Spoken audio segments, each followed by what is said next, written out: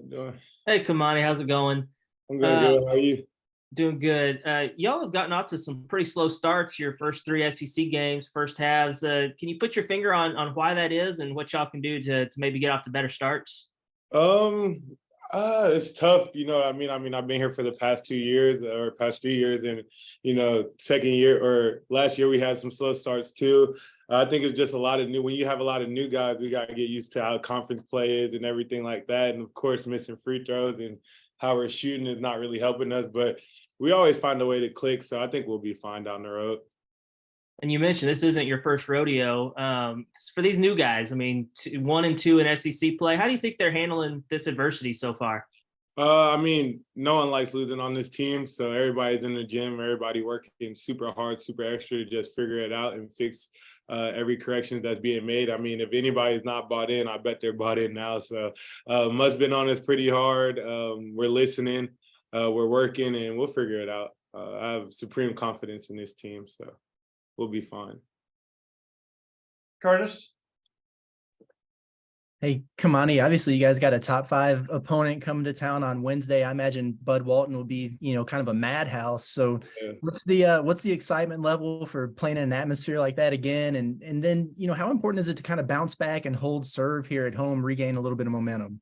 Yeah, I mean, every big matchup is super important for us. It's super fun. I mean, it's just a great opportunity to prove why we feel like we're one of the top teams. They're a great team. They're definitely on a roll here. So going into Bud, like you said, Bud's going to be a madhouse. I think we got one of the best, if not the best, home court advantage of all college basketball. So I just can't wait to see the atmosphere in there and how we're going to compete against them. It's going to be a really fun matchup.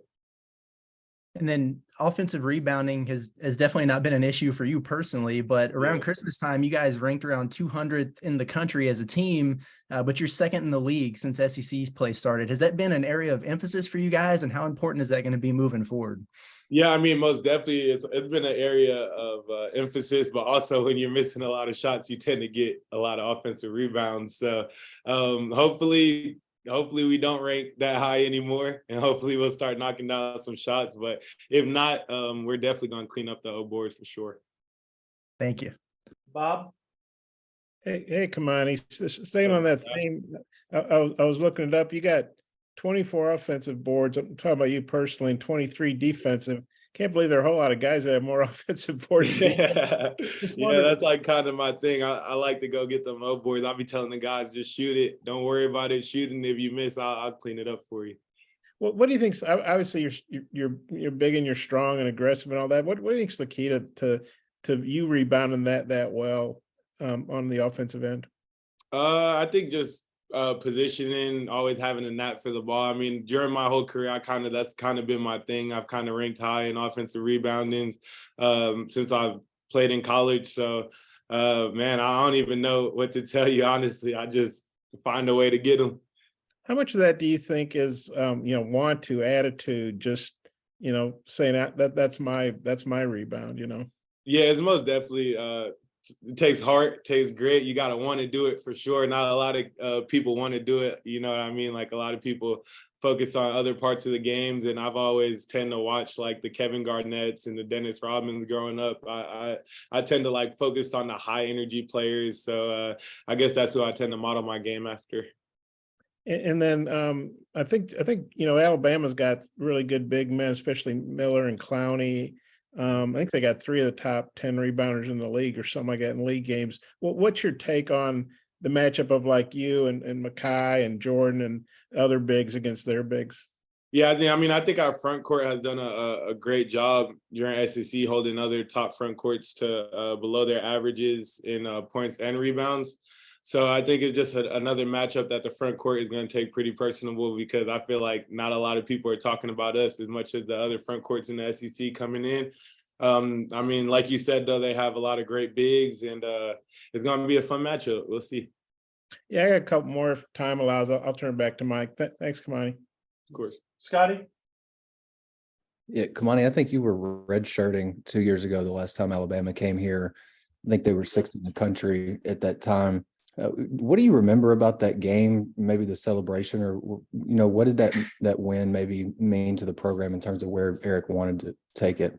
Yeah, I mean, it was a big win for us. I remember even like during COVID, the crowd was it was pretty good crowd. And I remember Petty getting kicked out the game and then JT getting kicked out the game. So for intensity purposes, I guess us in Alabama might have a little rivalry going on since I've been here at least. And it's just gonna be a fun matchup. It's always high energy when we play them. A lot of trash talking, just an aggressive game. I mean, them two teams that feel that they're at the top of the SEC, competing for the SEC title, like one of those teams that could compete for SEC titles. So whenever we get one of those early matchups, it's just like a kind of like, chest pumping match for sure.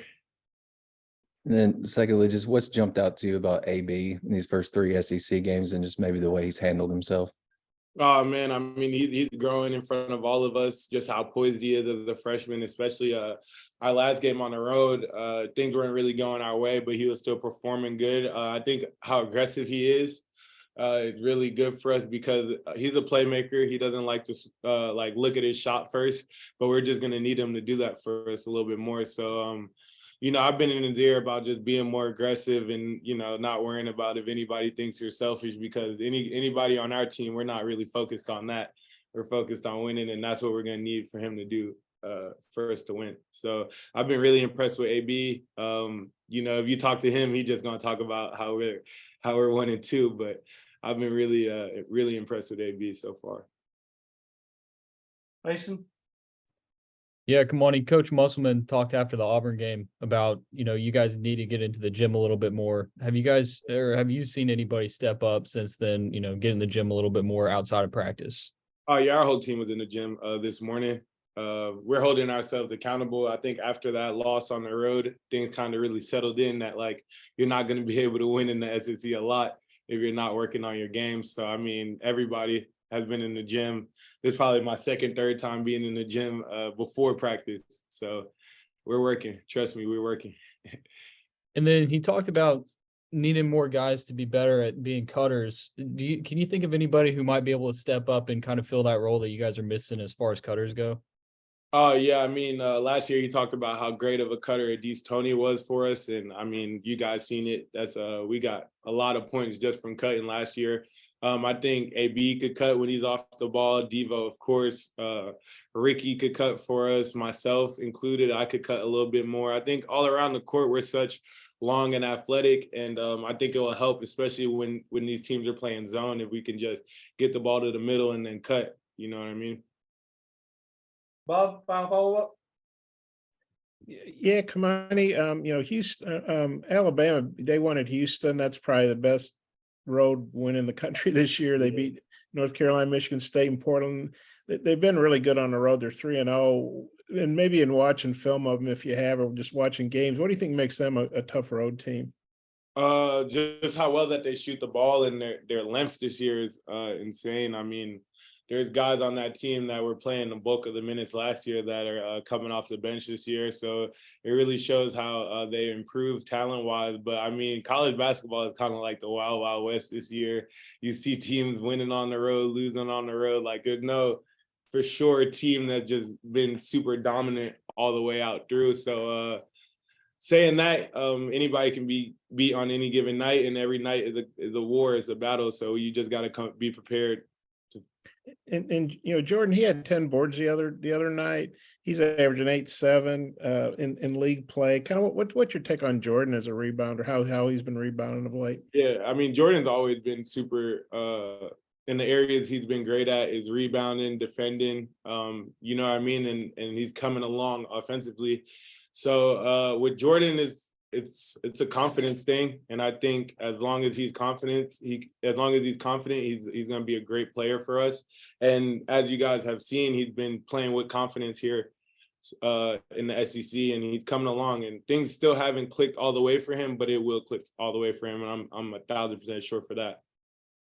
Okay, thanks. Can't be better than 1,000%. Yes, sir. Thanks, Kamani. Appreciate you. All right, y'all have a good day.